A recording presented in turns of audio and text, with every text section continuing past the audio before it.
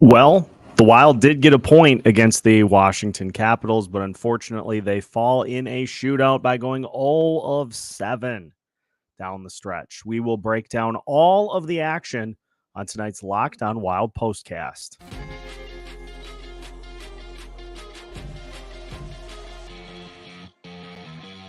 You are Locked On Wild postcast, part of Locked On Minnesota on the Locked On Podcast Network. Your team every day. Welcome into tonight's Locked On Wild postcast. The Minnesota Wild fall 3-2 in a shootout to the Washington Capitals.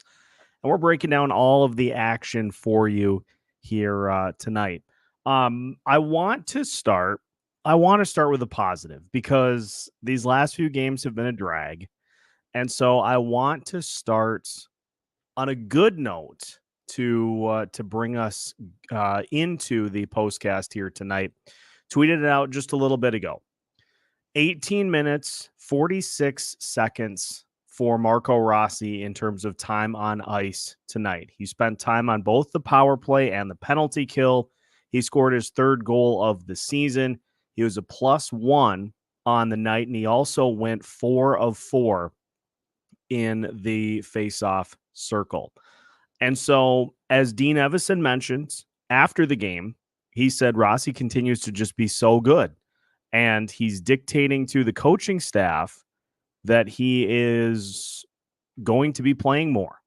The way that he has continued to perform as one of the bright spots for this Minnesota Wild team so far leads the coaching staff to eventually be giving him more and more time on the ice. And so I want to start with that as a positive in a game that, I'm going to be honest, in the early goings was like two statues in a boxing match. There was some good jump from the Minnesota Wild to start this game, but Washington is a slow team. And it is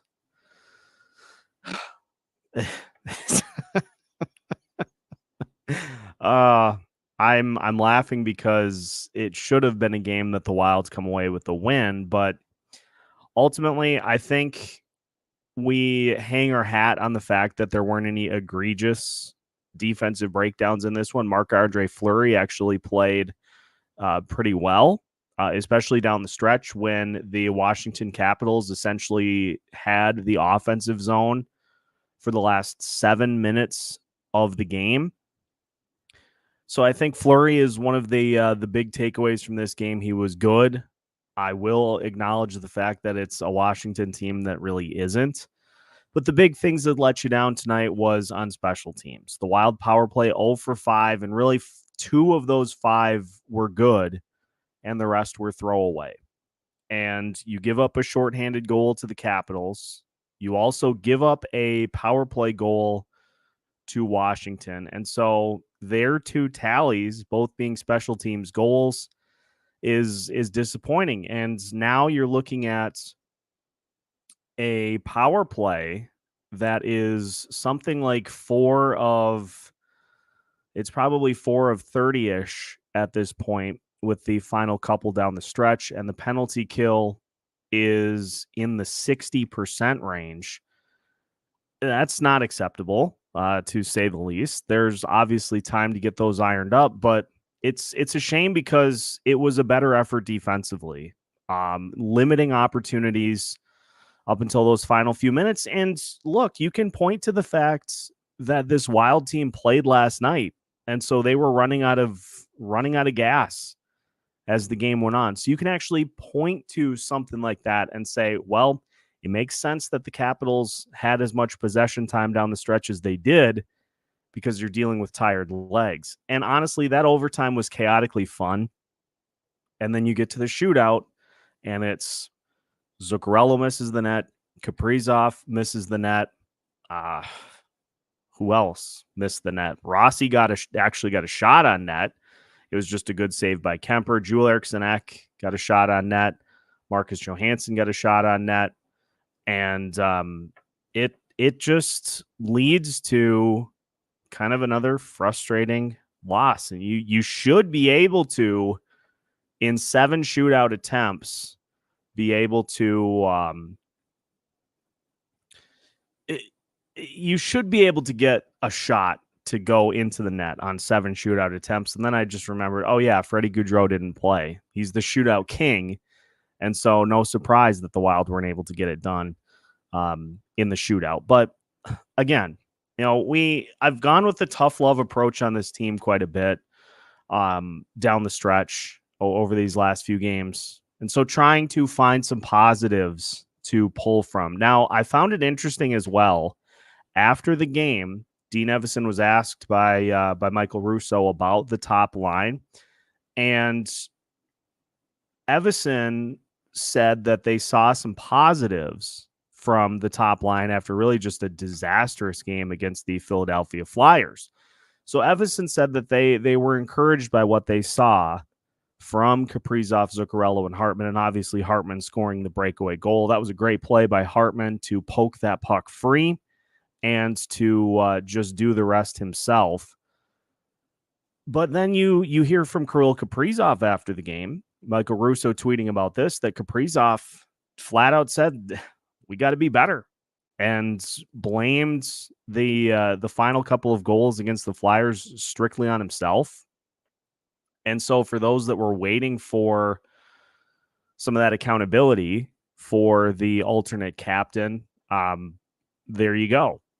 A little bit of holding feet to the fire here after this game was done. And you listen to Jonas Brodin, too, after the game, talking about how this was a better effort for this team defensively, that him and Brock Faber both kind of were able to settle in this one.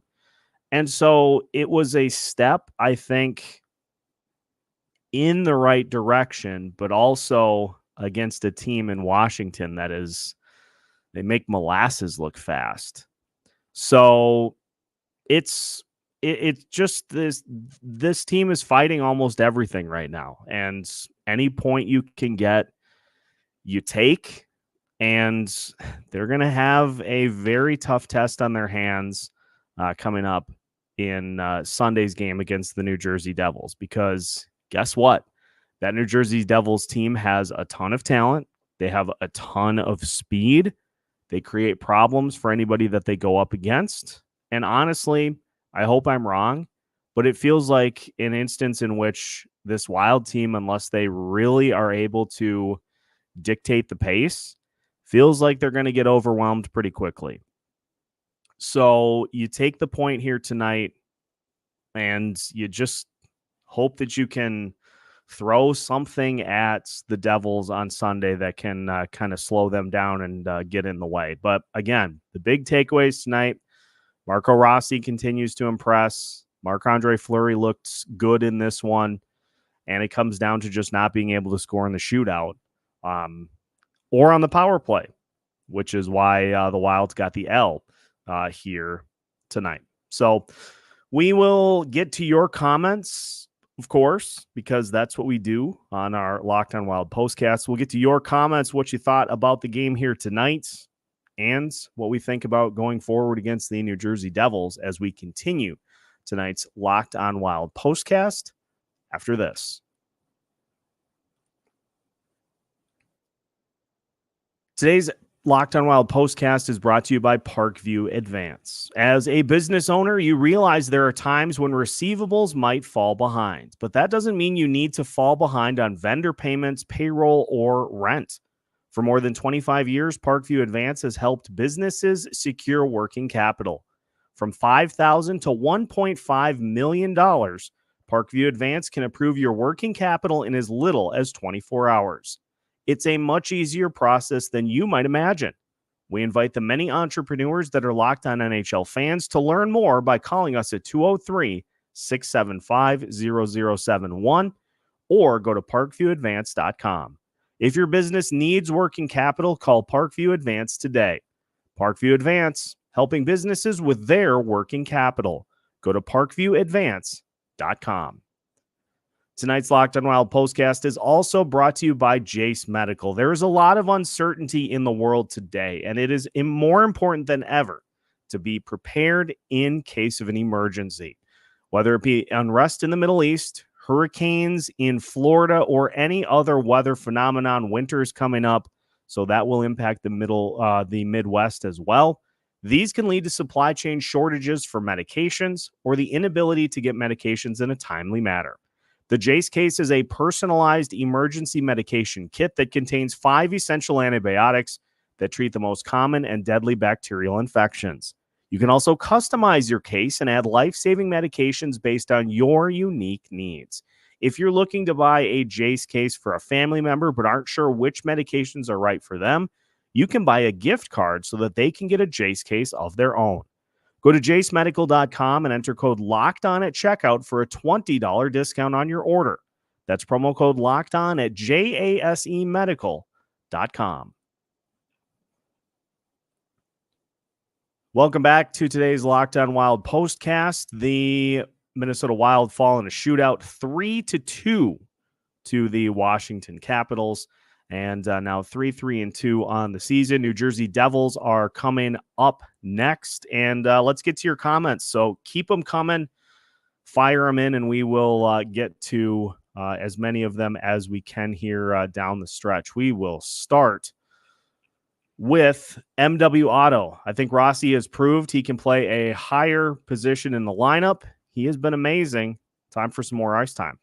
And I have to agree. You look at a short list of players that have been consistently good for the Minnesota Wild this season, and Marco Rossi has to be on that list. And if you look at it too, 18 minutes, 46 seconds of ice time here in tonight's game. He continues to average. He has 4 games in which he's had over 15 minutes of ice time so far this season. And he's trending in the right direction here over the last couple of games as well. He's on a 3-game point streak as well. And so Rossi continuing to see an increase in ice time, and he's more than handling it. So with guys that are still kind of struggling to try to figure it out, there are opportunities for Rossi to hop in and get some additional ice time for the Wild. We'll go to Tracy. Draft bust. Marco Rossi leading with effort and results for the effort. The new A, which is Kirill Kaprizov, needs to follow his lead. And I was wondering this, and you can see in the bullet points here for tonight's episode, what's going on with Kaprizov? He had, I think, 3 different instances in overtime in which he was right in front of the net and missed. The shootout attempt he missed. And despite being one of the top leaders on this team in shots on goal, he just continues to come up empty. 6 shots on net to lead the Wild here tonight in just under 25 minutes of ice time. And Kaprizov has not scored a goal since the game against the Los Angeles Kings. He has not scored in 4 straight games. Yes, he did have 3 points against the Edmonton Oilers, but he doesn't look right. And I don't know what exactly is causing it, but he just doesn't look right for the Wild out there. And that's a bit of a problem. So it's something to keep an eye on.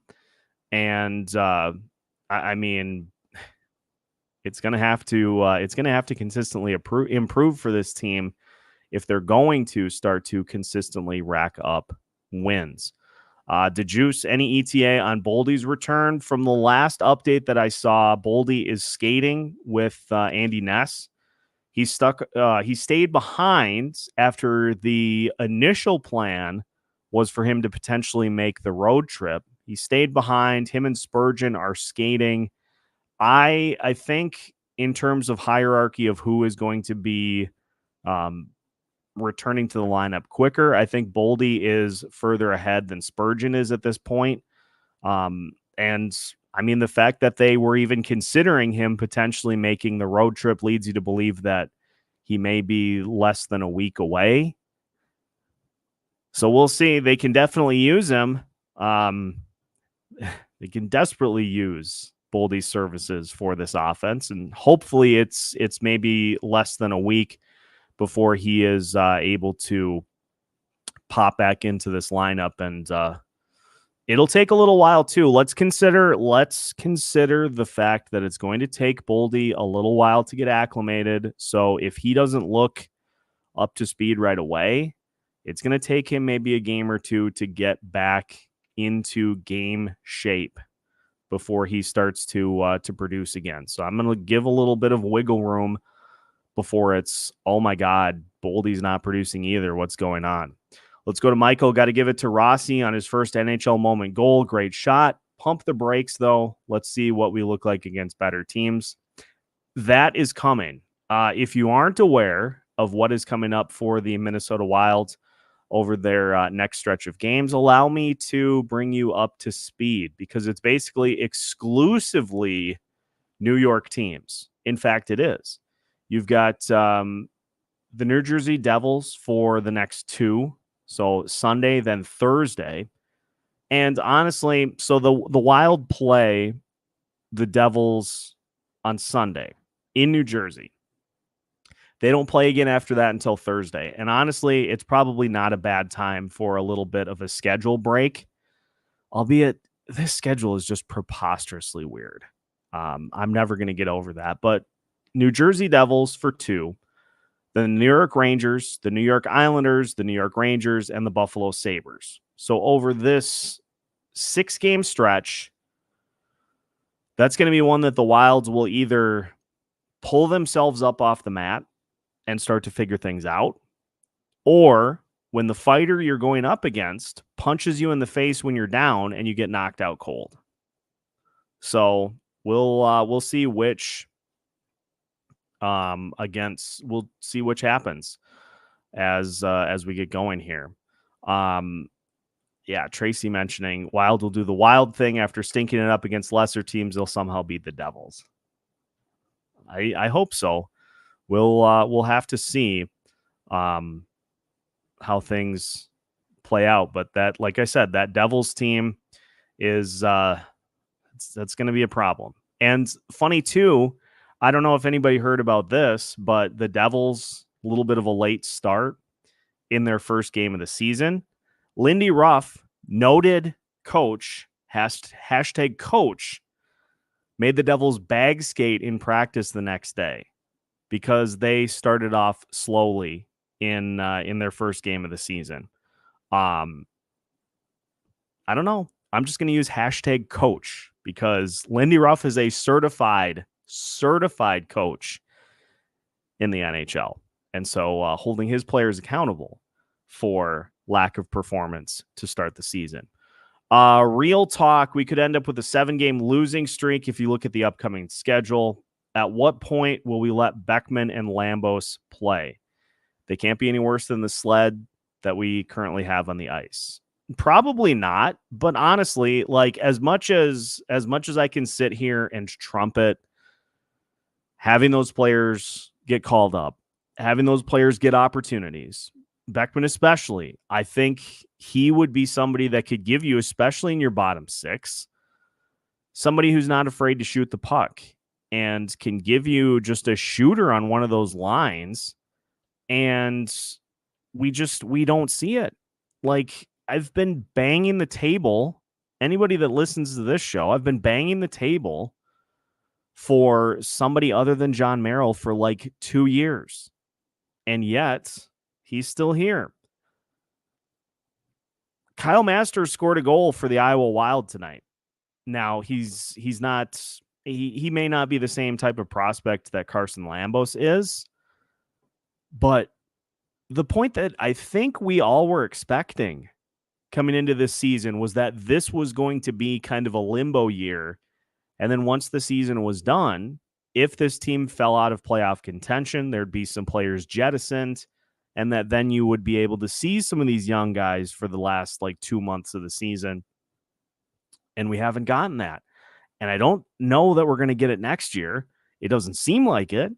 And so we can ask for these players who we think are going to be better, but it just doesn't happen.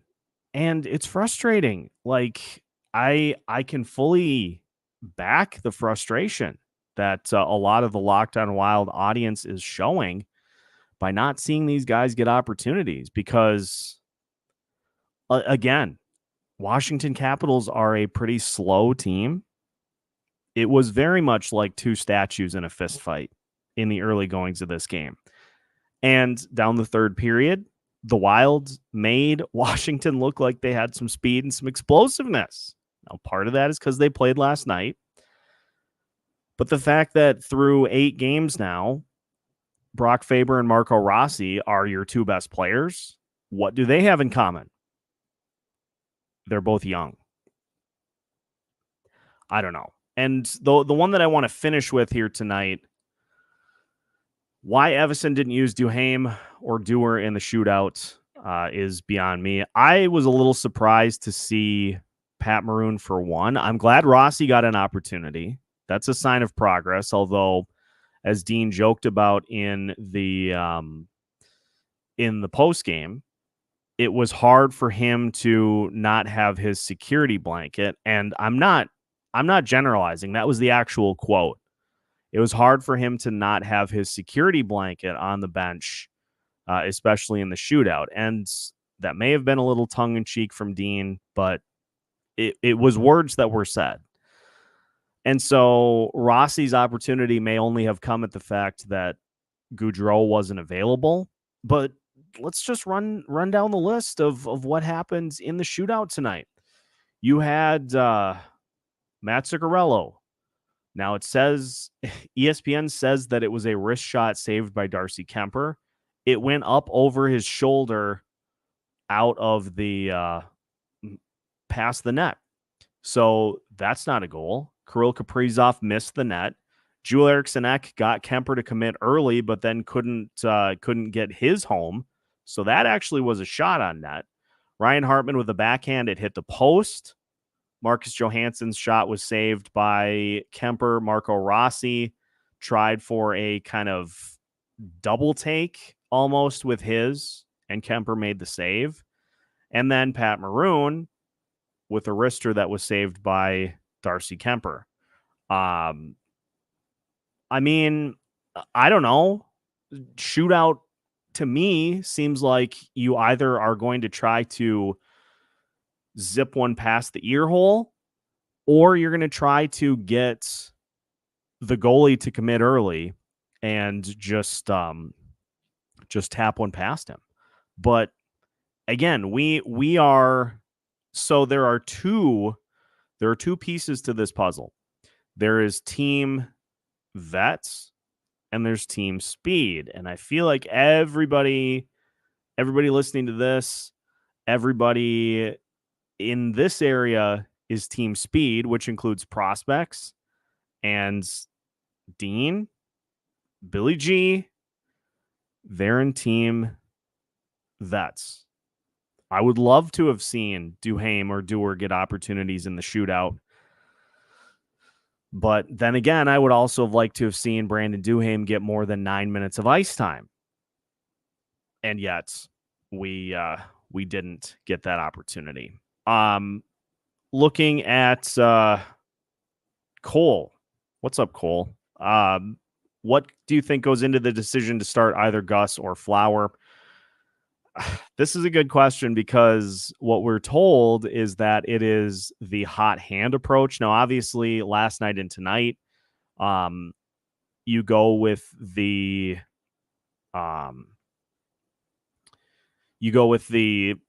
back-to-back. So both guys are going to get starts. But I think at this point, they gave Gustafsson the start against the Flyers to try to set him up to play against the Devils. Fleury was great tonight, but it's against a slow Capitals team. I don't want him in the net against the New Jersey Devils because you have enough players with speed on that team that if Fleury is out of position trying to grab a rebound, they've got like 3 guys that will be there to just tap it in. And that could end up being 7 or 8 goals against in a hurry because Gustafsson stays more in the net, stays stays home when he's in there, you at least have a better opportunity to make the initial save and get a stoppage so that the Devils don't have multiple opportunities out there. So it's a situation where they just kind of are going with the rotation right now and hoping that somebody will catch fire. At this point, Marc-Andre Fleury has at least statistically been better. Philip Gustafsson's had less help from the defense, I think, by far. I would go with Gustafsson against the Devils. But again, it doesn't really matter who you put in net if the play in front of the goalie is garbage. We've seen that so far this season. We've seen that throughout the last couple of years. If you're garbage in front of the goalie, it doesn't matter who. You could have prime Patrick Waugh in net, and if you just are atrocious in front of him, you're still going to give up goals. Because it comes down to high danger chances. And the Wild tonight limited Washington to, I think, a single high danger chance. It's amazing how much better things look if you just stop allowing teams to walk up to the net and get opportunities from like 5 feet away. So we'll see. We've got a lot of people in the comments here that are saying give Fleury the go instead of Gustafsson against the Devils. Honestly, if they go that route because Fleury's performance here tonight, I'm not going to be upset. It's just all about stopping this guy that Denny mentions, Jack Hughes, who has 16 points in 6 games so far this season. So if you stop him, you're going to be in good shape. But if you don't, oh boy, it's going to get ugly. Sam also asking thoughts on John Merrill tonight. Who?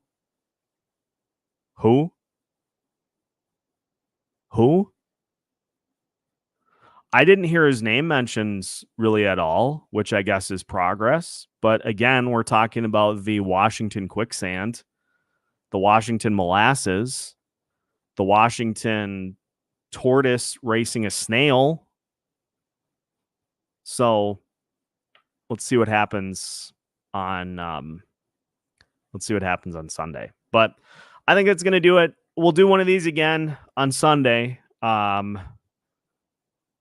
Hopefully it will be at least, and again, the bar for me at this point of the season is the effort. If they get beaten, they're expected to get beaten by the Devils. If the effort is good and you get good opportunities and you don't just look like a disaster out there on the ice, then I'm probably going to come on here and say, okay, the Devils were just the better team, but the Wilds gave the effort and it just didn't work out. But if we see what we saw against Toronto, Los Angeles Kings, Columbus, Philly, if you see that, it's going to be a mess. But don't worry, we'll be back on Sunday. We'll have pregame content for you. We'll have postgame content for you. We'll have in-game content for you to wash away whatever happens after the Vikings play the Packers at Lambeau. We'll see what happens. Oh, and I wanted to mention as well before I leave, now that my day schedule has started to get a little less hectic, I'm going to be doing something similar to this during the week. So it'll be like an hour or so hangout that's not going to be like a structured episode. So be on the lookout for those, as I want to have more of these, almost like just a hangout session. Just talk about the team, let off some frustration. No pressure to have it be like an actual structured episode. So keep an eye out for that. That'll be starting up here this coming week. We're all about trying to get more interactivity here. At Locked On Wild. But Minnesota Wild come up short in a shootout here tonight. Make sure, as always, that you follow along with Locked On Wild throughout the rest of the season. Follow us on YouTube and your favorite podcast platforms. Tell your friends to join the Locked On Wild crew so that they don't miss out on any of our content throughout the rest of the season as well. We'll see you Sunday. Until then, make sure you check out all of our episodes. We have new content every Monday through Friday as part of the Locked On Podcast Network.